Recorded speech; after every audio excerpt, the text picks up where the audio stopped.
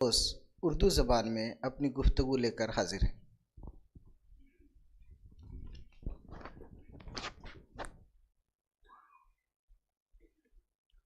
السلام علیکم ورحمۃ اللہ وبرکاتہ۔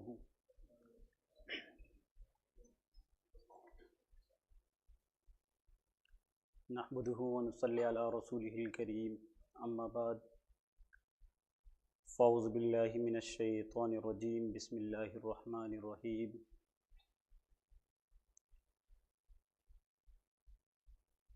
ان اللہ یحب التوابین ویحب المتطہرین، اما بعد، التائب من الذنب کمن لا ذنب لہ۔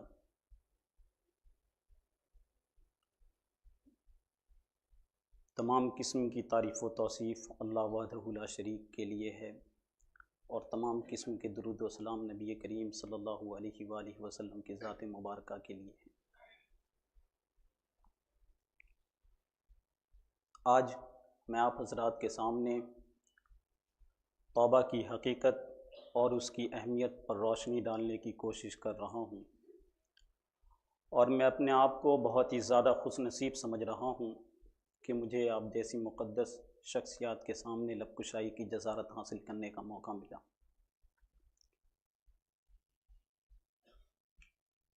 اللہ سے دعا گو ہوں کہ اللہ رب العزت مجھے قرآن و حدیث کی روشنی میں صحیح اور سچی بات کہنے اور ہم سب کو اس پر عمل کرنے کی توفیق عطا فرمائے، آمین۔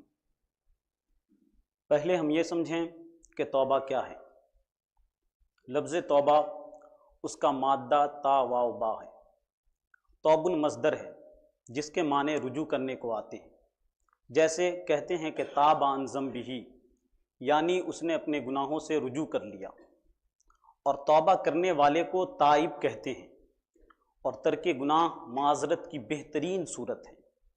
اس لیے ہم سب ہمیشہ توبہ و استغفار سنتے رہتے ہیں، مگر بہت کم لوگ ایسے ہیں جن کو ان دونوں لفظ کا مطلب معلوم ہوا کرتا ہے۔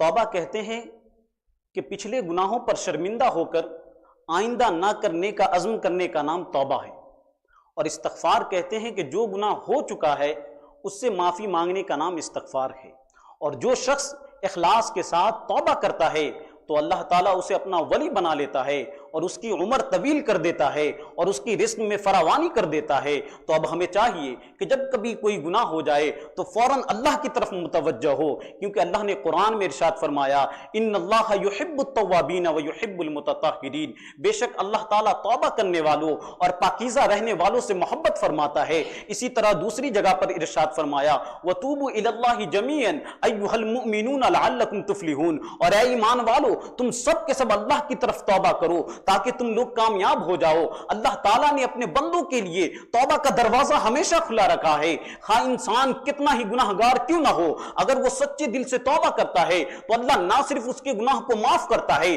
بلکہ اسے اپنا ولی بنا لیتا ہے۔ حدیث قدسی میں آتا ہے کہ اے ابن آدم، اگر تم زمین بھر گناہوں کے ساتھ میرے پاس آؤ اور میرے ساتھ کسی کو شریک نہ ٹھہراؤ تو میں زمین بھر مغفرت کے ساتھ تمہیں ملوں گا۔ پھر نبی کریم صلی اللہ علیہ وآلہ وسلم فرماتے ہیں، التائب من الذنب کمن لا ذنب لہ، یعنی گناہوں سے توبہ کرنے والا گویا ایسا ہو جاتا ہے کہ اس نے گناہ ہی نہیں کیا۔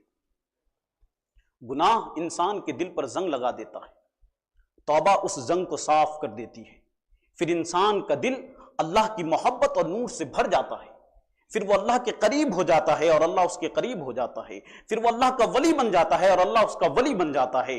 اور جو شخص دنیا میں اللہ سے معافی مانگتا ہے وہ آخرت میں اللہ کے عذاب سے محفوظ رہتا ہے۔ علماء کرام نے توبہ کی 3 بنیادی شرائط بیان فرمائی ہیں۔ نمبر 1، گناہ پر دل سے شرمندہ ہونا۔ نمبر 2، گناہ کو فوری طور پر چھوڑ دینا۔ نمبر 3، آئندہ گناہ نہ کرنے کا پختہ ارادہ کرنا۔ ہاں، اگر کسی کا حق مارا ہو تو اس کی ادائیگی بھی ضروری ہے۔ اور توبہ کی حقیقت اور اس کی اہمیت کا اندازہ حضرت فضیل بن عیاض رحمۃ اللہ علیہ کی اس واقعے سے بخوبی لگایا جا سکتا ہے۔ حضرت فضیل بن عیاض